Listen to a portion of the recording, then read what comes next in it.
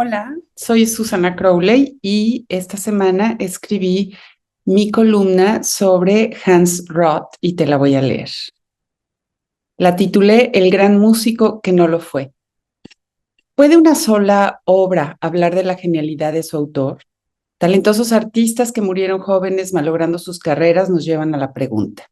Algunos ejemplos en la literatura son Raymond Radiguet, Arthur Rimbaud, en el cine Cyril Collard, en la música Amy Winehouse, Jimmy Morrison, entre los clásicos Franz Schubert o Mozart. ¿Qué hubiera sido de ellos de vivir más y poder completar su obra? Un caso extremo menos conocido es Hans Roth, que nació en Viena en 1858 y murió en 1884. La respuesta es que sí. Una sola obra, su Sinfonía número 1 en re menor, nos muestra la genialidad de su autor. El músico vienés tuvo una vida corta, demasiado corta para poder mostrar lo mucho que era capaz de crear. En los estantes de su humilde habitación quedaron bosquejos de obras, ideas garabateadas, pasajes que podrían haber completado una obra potente, incluso colosal, como lo fue la de Gustav Mahler. Pero Hans Roth no logró pasar de los 25 años. Su condición de vida fue la de muchos artistas que pertenecían al Imperio Austrohúngaro y que vieron frustradas sus ambiciones y sueños debido a la rígida educación académica.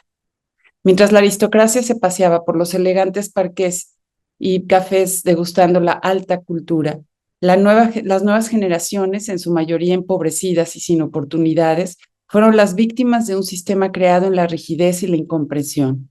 Muy pocos lograron librar la crítica, las descalificaciones e incluso humillaciones a las que eran sometidos.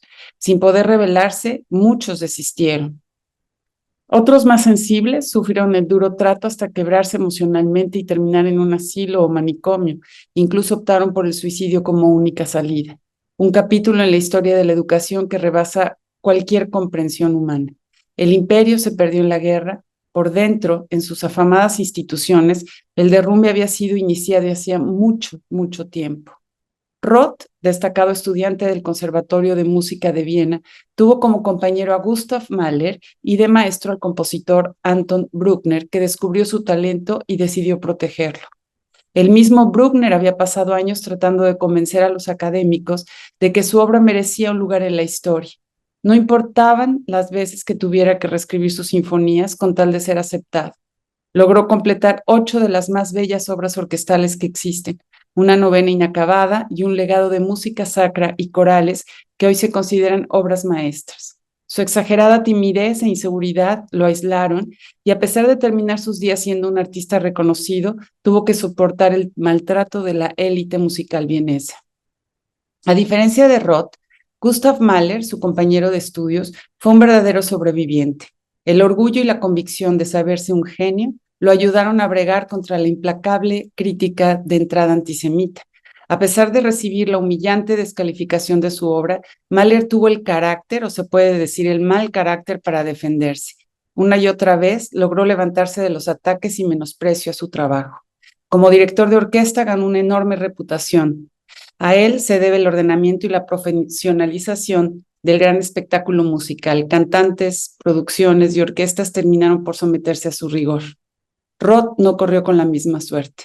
De un talento extraordinario, del que el mismo Mahler se expresó con admiración, lo que la música ha perdido con él es inconmensurable. Su genio se elevaba a tal altura ya en esa primera sinfonía que escribió con apenas 20 años. No exagero al decir que él fue el fundador de la nueva sinfonía tal y como yo la entiendo, dijo Mahler. Pues Roth fue víctima de una enfermedad nerviosa detectada demasiado tarde. Se dice que es una locura alucinatoria, manía persecutoria obsesiva, que se agudizó por el rechazo y maltrato recibidos por parte de sus maestros. Lo poco estimulante del sistema lo llevó a la crisis que terminó en la reclusión en un asilo para enfermos mentales, varios intentos de suicidio y al final una tuberculosis que lo mató. Por lo que se puede observar en la única imagen que existe de Roth, era un ser frágil, pero de mirada aguda e inteligente. Bruckner se sorprendió con su capacidad para improvisar y la sensible y majestuosa forma de componer. En su sinfonía encontramos ecos de Brahms, uno de sus más destructivos críticos, a quien admiraba y al que mostró su trabajo, pero del que jamás recibió más que descalificaciones. En algunos momentos podríamos estar escuchando alguna de las primeras sinfonías de Mahler, pero también sentimos las sinfonías de Schumann y al mismo Bruckner. Es innegable la presencia de Wagner, a quien, como muchos jóvenes, Roth adoró. El holandés errante y el anillo de Nibelungo aparecen en algunos de los pasajes. La sinfonía es tan grande que extralimita lo conocido a pesar de sus muchos referentes.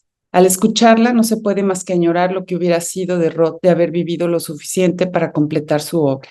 Aquí viene la parte más triste de la que Brahms es considerado responsable. Al escuchar la sinfonía se burló de Roth e incluso lo acusó de plagio, aludiendo a que una obra de esa magnitud no podía ser de su autoría. Con esto precipitó el desenlace fatal. A los pocos días, el joven estudiante de música, viajando en un tren, sacó una pistola y gritó que Brahms había llenado de dinamita el andén. Por esta razón fue recluido en un manicomio. Después de varios intentos de suicidio, murió a los 26 años de tuberculosis. A pesar de la admiración que genera la obra totémica de Brahms, de su cercanía con Robert y Clara Schumann y la protección que le brindó a sus hijos, duele pensar en él como un avejentado prematuro, frustrado y dogmático, rabioso en contra del cambio, intolerante con jóvenes virtuosos como Roth. A fin de cuentas, estamos hablando de otra víctima más de la recalcitrante educación. Recomiendo que escuchen esta sinfonía que ha sido rescatada por el director de orquesta Paavo Järvi y encontrarán en el texto escrito la liga. Y si no, búsquenla en YouTube. Muchas gracias.